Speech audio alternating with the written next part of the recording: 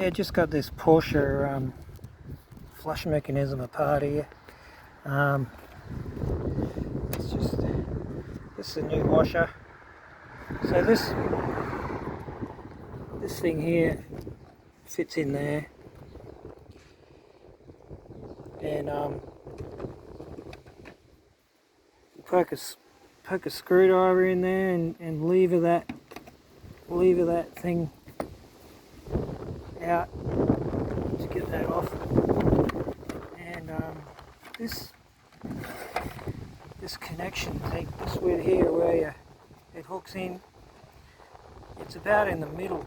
So when you turn it to the right or you turn it to the left, it's about in the middle. So it's normal. In the old ones, you used to just turn it to the left or whatever, and it would just pull out. But this one's in the middle, so you've got to find the exact spot in the middle and keep pulling up on it before they'll come out.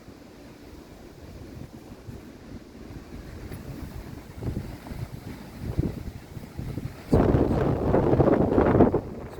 the new washer on there now. Now to put the new washer on, you've got to hold this part here with the multi-grips while you push that bit in. Just line those things up with that.